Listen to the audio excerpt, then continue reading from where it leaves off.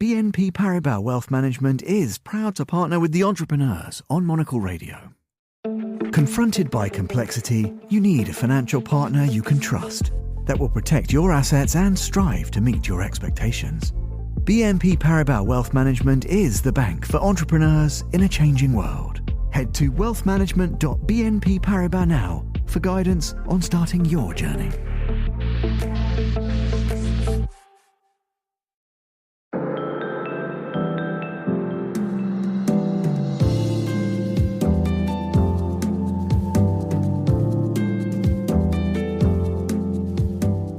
Hello and welcome to The Entrepreneurs on Monocle Radio, the show all about inspiring people, innovative companies and fresh ideas in global business. On today's programme, we're taking to the mountains. First, we'll head to Utah to catch up with the co-founder of Netflix and hear about his new venture, a skiable art museum. When you're skiing and when you're on the lift, you're trapped. Your eyes are looking for something. We are doing something in the mountains, curating a place that really stimulates wonder. And later, we'll head to Lyon to hear about the opportunities and challenges of starting a business in France from some founders at different points of their climb. We were well supported by the French government because in France, you're allowed to be unemployed and get the unemployment benefits if you start a business. And so that was a huge help. The French government side, they're not so good at buying innovation, but they're good at financing innovation. This is The Entrepreneurs with me, Tom Edwards.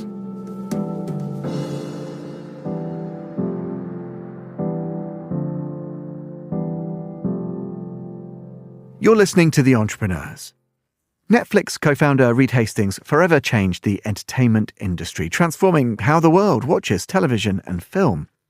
Today, he wants to do the same on the slopes. His latest venture takes him off the beaten path, both literally and figuratively, to Powder Mountain, a storied ski resort he recently acquired in Utah's stunning Ogden Valley. The ambitious project combines Reed's love for the piste, a passion for art, and a commitment to building communities, bringing outdoor artworks to the pristine slopes of the mountain. I caught up with Reed to hear about his vision for the resort and his philanthropic passion for education. He began by telling me what it is that makes Powder Mountain unique. Utah skiing's amazing because of the light powder coming off the Salt Lake, but many of the Utah ski resorts are very crowded. Powder's unique in that it's an uncrowded and enormous resort, about 10,000 acres, about an hour north of Salt Lake City. And tell me, Reed, what prompted you to look? I guess if there's a sort of a thread that runs through, I guess most of the work that you've done in your storied career, it's building communities. What made you feel you could service the existing community and build something even more special there? What was it? Something in the water, in that refined air up there? The water is lovely, but really it's the people. The mountain is upside down in that you drive to the top of it to park and then ski down. So it's quite amazing to have the parking lots be at the top of the mountain and the homes also at the top of the mountain with incredible views of the whole Salt Lake Basin. Well, let's talk a bit about that, because obviously here at Monocle, we are always interested in places that have great community, great neighbourhood, and also throw in a measure of really interesting, maybe a little bit eclectic from an architecture and design point of view. Again, how's that come together? Is it just in the DNA of the place? There's an enthusiasm for innovation, for something a bit different? Because even just architecturally, from a design point of view, we'll come to art in a minute, there's always been kind of an interesting vibe there. There really has. It's an unusual place to build. Back to the upside down mountain or top of the mountain living. And that creates and attracts an unusual atmosphere. So our homes reflect that in their beauty, but it's really the character of the people willing to live on top of the mountain, open up their door in the morning and drop down into the skiing. It's quite extraordinary.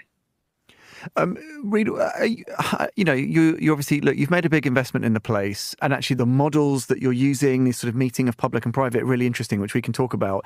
Part of you must have worried about being, the custodian of this place. You've already alluded to this rich history and what makes it unique.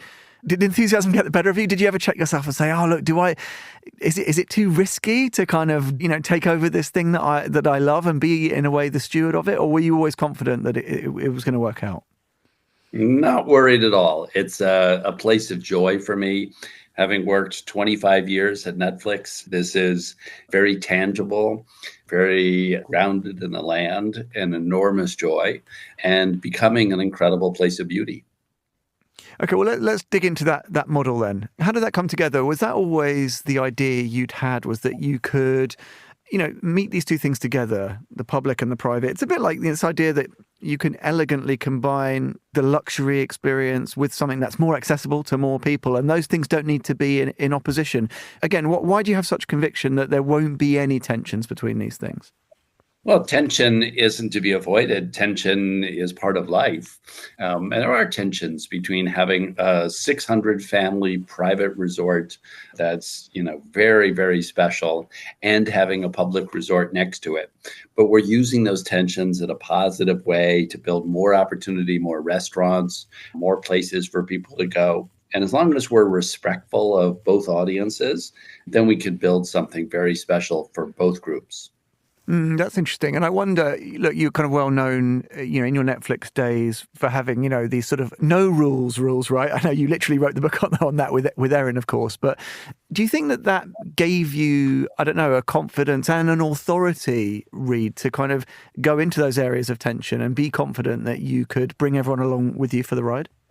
One of our members said, Reed, you seem to really understand the golden rule.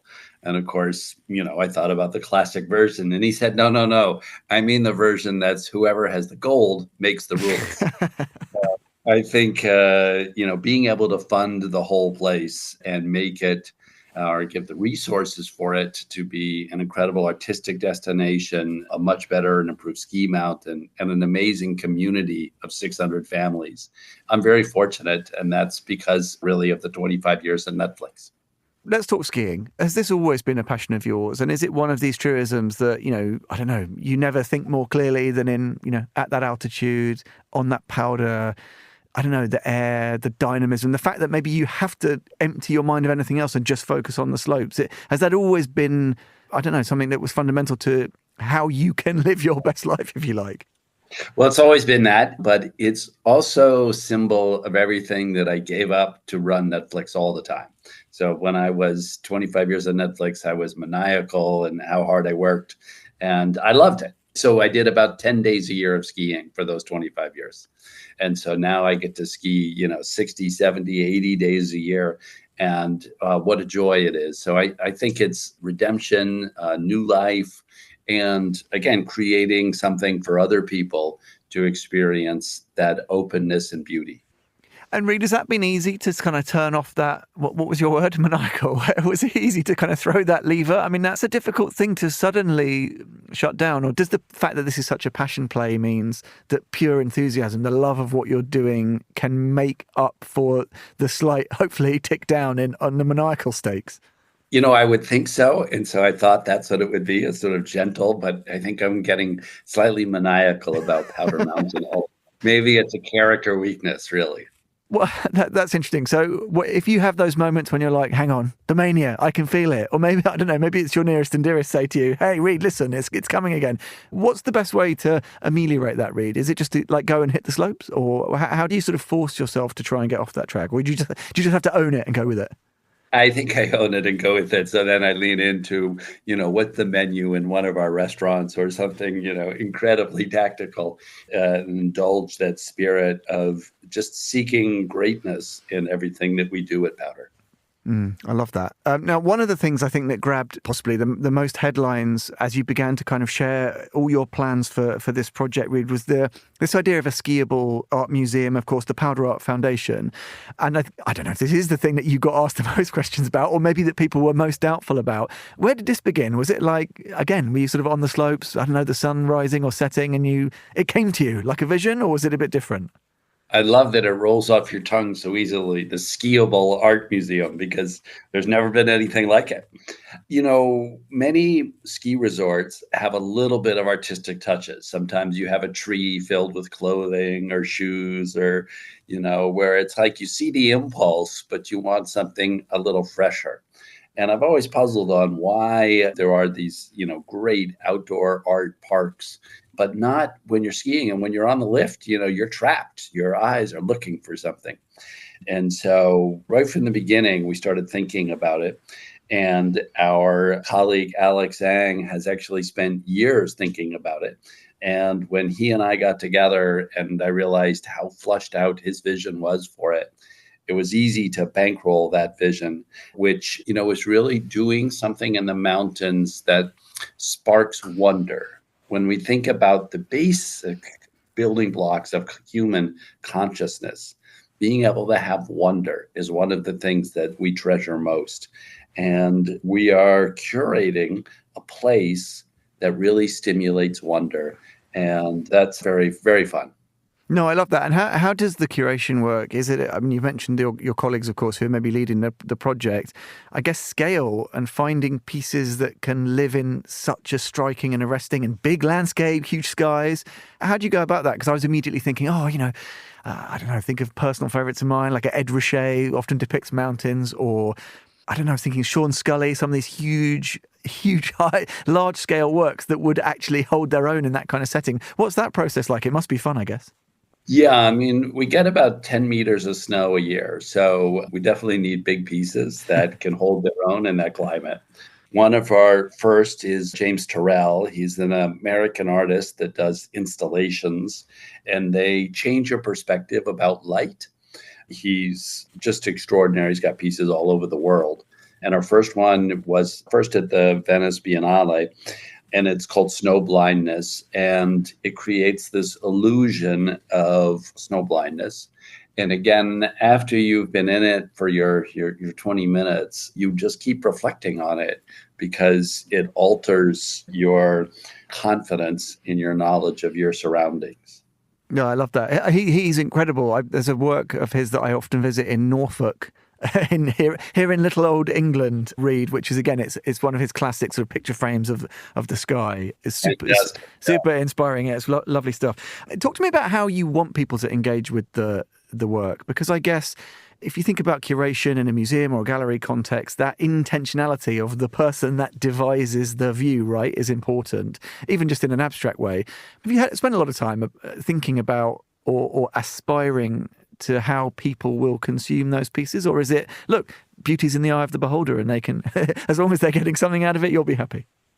It's a great question. I don't think we should be overly specific on how people absorb the art and the wonder. That there's both the natural art of the mountains and then there's the human art. But I would say that if there's a ground or a frame for it, it's really around sparking wonder. And how often do you just, sigh and breathe deeply and be just excited that, air is filling your lungs because of what you're seeing. Yeah, I love that. Breathing in the experience. That's pretty powerful. Let's talk about kind of winter traditions and your traditions kind of on and around the slopes. Reed, listen, tell me, you've talked about these couple and a half decades that you've given to Netflix to build something astonishing, and now you're recalibrating, right? Your expectations, your ambitions, but that sort of relentlessness and that drive that you've already spoken about must mean that you are still constantly, setting yourself metrics or calibrating how you spend your time, how you deliver according to your ambitions. What does that look like? And do you think that's changing as the whole sort of Powder Mountain vision becomes a reality? Can you kind of go more with your gut? Are you still a stats man? Is that part of this idea of trying to get out of the relentlessness, the hamster wheel of it, and just enjoy the moment? Or is it important, do you think, to keep on having those calibrations, having those stats, having the ways of measuring what you're doing? The key thing is to be grounded in the numbers, but not limited by them. So I definitely know what all the stats are about the mountain in terms of our preparation, our grooming, satisfaction, all the things that you would expect. But you don't want to say that's the frame, which you, again, coming back to this sparking wonder, creating beauty, all the amazing positives. So it's about being grounded in the numbers, but then growing into this bountiful, joyous place where people come and after their couple days there, they're just feel this glow. Reed, if I can just quickly ask you a little bit about some of your other work and endeavours, particularly in the philanthropic space. Again, I'm sure lots of our listeners know that you've made some very generous endowments and bequests that sort of particularly focus on education and access to education and making that more equitable. Just to be a little more kind of serious for a moment, let's talk about that. Why is that such an area of focus for your philanthropic work? I think the benefits of it are obviously fairly self-evident, but talk to me about why that was always something that was in your mind and why you've looked to move to really kind of, again, move the needle on with some of the programs you've supported and indeed created. Yeah, I mean, obviously education is core to the human existence and to people flourishing. But I think the reality is I was a high school and O-level maths teacher about 40 years ago now. That was my first job out of uni, and I've always treasured that classroom experience. So if your kids ever need O-level maths tutoring, you know who to call. Well, that's good. Given how my kids are going, I may take you up on that, Reed. And just, I guess, a note on the current direction of travel stateside. Obviously, I know you were a supporter of Kamala Harris's campaign. We've got what we've got, and we'll move forwards and try and make the best of it. That's very much the Monocle view, to remain optimistic, try and find avenues of opportunity. Do you have concerns, particularly in the education space, though, Reed, that the next administration is just not going to be a priority, and that it could, I don't know, if certainly not drive a progressive policy forward, it could even undermine some of the strides we've made, both in the public and in the private realm? Or, look, it's a bit soon to tell, but as you look to the future in that regard, how do you feel? Are you still an optimist, Reed? Yeah, for sure. I mean, all governments, Labor conservative, Democrat conservative, care about education. It's a great unifier, I think, of political parties. So people lean in, and there's not much disagreement on the importance and role of education. So on that dimension, very excited. And frankly, I worry at this point more about, how soon we have 9 inches of snow coming tomorrow, and when is it going to start? Well, yeah, and just a final point, Reed, on that. Look, we know that the climate crisis is real, it's urgent, it demands action on a scale and at a pace that, maybe currently a lot of the stakeholders are just not willing to buy into. It's so fundamental, isn't it, to somewhere like Powder Mountain? We've talked about all of its unique qualities. We've talked about you being a kind of the custodian, albeit, for now or for a generation or whatever. What happens with that? Because, there could be an existential threat round the corner. Is it about just implementing best practice as much as you can do, using the platform you have to try and lobby where appropriate? It's, it can't all sit on the narrow shoulders of a few people who are in these high profile positions. But I guess people look to you, right, for some leadership. Do you wear that lightly? It's important to set a great example, and Powder Mountain and skiing generally is very light on the climate. It's human-powered activity, and it gets people in the outdoors and connected to the beauty. So I think it plays a really important role. That was Reed Hastings, the CEO of Powder Mountain. You can find out more by heading to powdermountain.com. Or pick up the latest issue of Alpino, our special winter edition newspaper, out now to read more.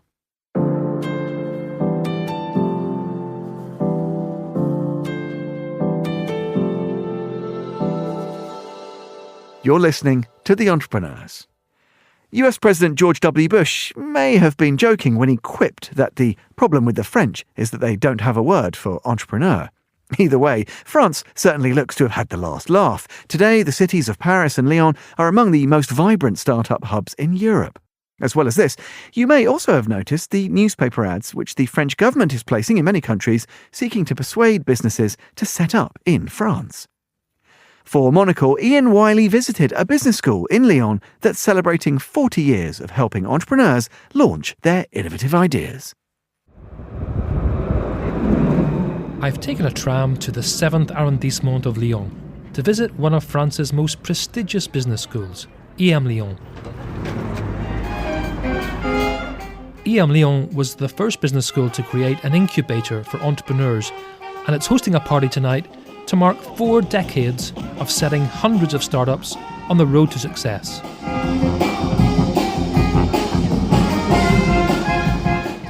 going to nab some of the entrepreneurs who have been through the incubator and pull them away from the rock band, speeches and canapes for a chat about the unique opportunities and challenges of starting a business in France. Thomas Gauthier is the founder of Madavin, which collaborates with winemakers to create unique cuvées that emphasise the individual winemaker's role, and where the labels on the bottle feature the winemaker's face and story instead of the traditional appellations. I have background in sales and in marketing. I used to work for Danone, but my family, they owned a yard in Saint-Émilion in Bordeaux. And my sister sells wine, and my uncles, they are winemakers. So my idea was how to brand the wine in France, because in the UK, in the US, you are very used with branding wine, but not in France. We have domaine, we have chateau, we have everything. So here we have, for example, our cuvée James, which is a Ventoux. So it's a wine, a red wine we make in the south of France with him. It's our own cuvée. And here in the Burgundy, we make this wine with Thibaut. It's a Macon Chintré, so it's in the south of Burgundy. Here we decided to age the wine 18 months. Here on the Ventoux, we aged the wine 4 years. In the 1970, in France, we used to drink 100 liters of wine per year, per habitant, and now it's 40. My uncle, he used to have 35 hectares in Saint-Émilion. Now he has 14, and next year he will have 7. So it's not a good period for winemaker, and everybody know that we need to reinvent this market. I like the Beatles, and I like John Lennon, and I scotched a picture of John Lennon on a bottle, and I met a winemaker with the picture of John Lennon, and I say, hey, if we try to do our own cuvée together, and it's not John Lennon, it's you on the bottle, do you like it? And I say, yeah, let's go. Rock and roll. Rock and roll. Céline Domergue is co-founder and president of AgriLab, a biotech startup which has just raised 1.6 million euros in its first round of financing for an antioxidant made from waste food. It gives fruit and vegetables a longer shelf life, and it's much less harmful than usual additives like ascorbic, citric and malic acid. They have a very bad environmental footprint. They all come from Asia. They are manufactured super big gigafactories using a lot of water. Our products come from the upcycling of food wastes. We're looking at food wastes that come from the transformation of beet pulp to make sugar. Another good raw material for us is apple peels. And all that is present in our countries in very large quantities, and we commit to the farmers and the cooperatives to buy them this raw material at least 10% above the usual price. Since President Macron came, he definitely promoted entrepreneurship and startups. It was great to be an entrepreneur in the past 10 years. I think it's a little bit more difficult right now. So when we did our first fundraising, honestly, we had a hard time because money is more expensive, because politically in France it has been a little bit unstable also in the past months, which doesn't help. So it was not easy, but when there is a good value proposition, you have to work to stay focused, to hang on, and if things have to come, things come.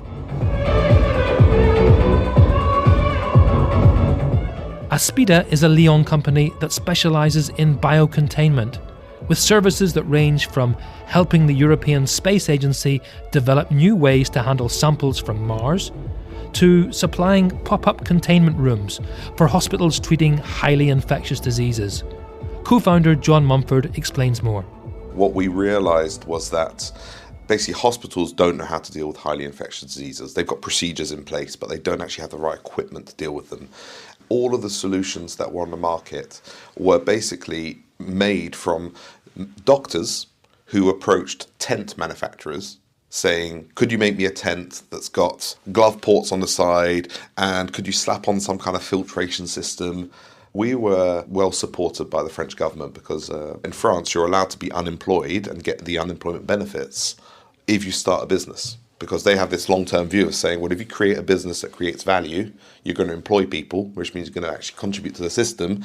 And so that was a huge help. Just from the French government side, they're not so good at buying innovation, but they're good at financing innovation. But then when it comes to Lyon, Lyon is like the center for anything to do with biology, biotechnology. Basically, we were able to get into the incubator program of the IM Lyon, and it was, it gave us access to this network of experts and advisors who would meet on a regular basis, who would give us advice and help us to make these hard decisions sometimes.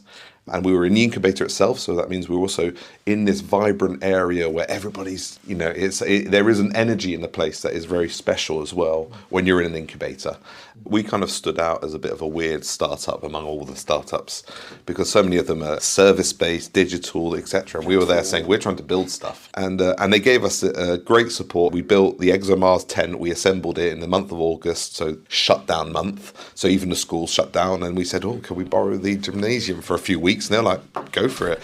Sadly, that gymnasium has now gone because EM Lyon has a brand new state-of-the-art campus on the site of an old cable factory. This place is dedicated to prototyping and building solutions while learning. The campus includes makers' labs where students and entrepreneurs can make prototypes using 3D printers, laser cutters and milling machines to bring their ideas to life. I'm Alexander Bell, I'm the director of the Incubator Accelerator, the school, and also a professor in entrepreneurship and innovation. Well, I've been at the head of the incubator since 2017, so I probably have only part of the history, right? Created in '84. We supported and trained at that time probably what we would call today deep techs. And progressively we started to help student projects as well. So now we've got basically 90 startups in the classic startup tech incubator accelerator and 150 student projects this year. Yeah, training is really important for us. Not everybody will become an entrepreneur or has the capacity to become an entrepreneur, but you can many things you can learn. And I think now probably the entrepreneurs, like probably in the last 3 or 4 years, they're expecting, at least from an incubator point of view, that the incubator really helps them to raise funds much more than before, and also connect them to clients. And probably like 10 years ago, it was more like help us to kind of design a proper business model. And now it's this plus raising funds, plus connect me with clients. I think the government's been doing quite a lot these last few years. Got this bank called the BPI, which really helps entrepreneurs to start. You don't have that in the US. Something that we have in France is really important for startups that actually start. So they can start with kind of grants and they can prototype and they can test. Now the question will be with the new government, what's going to happen? That's more of a question, I guess. But French people always say, they're always complaining about starting a business. It's too difficult. It's not difficult. And you can get the money to do it as well. I guess what's probably missing is the next steps. When you're trying to probably raise, 40, 100,000, 500,000 euros, you've got so many great projects that actually don't manage to raise funds. What's important is that the great projects that need funding get the funding. That's what's important. For Monocle Radio in Lyon, I'm Ian Wiley. My thanks to Ian Wiley for that report.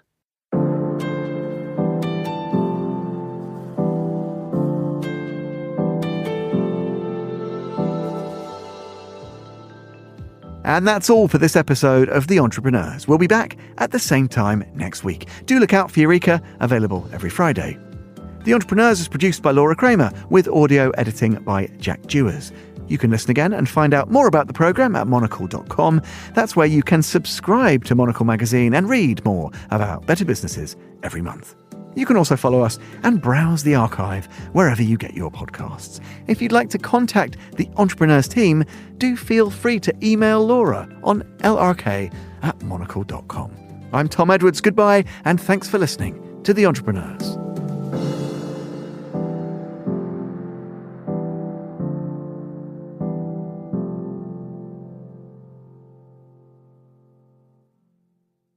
BNP Paribas Wealth Management is proud to partner with The Entrepreneurs on Monocle Radio. Confronted by complexity, you need a financial partner you can trust that will protect your assets and strive to meet your expectations. BNP Paribas Wealth Management is the bank for entrepreneurs in a changing world. Head to wealthmanagement.bnpparibas now for guidance on starting your journey.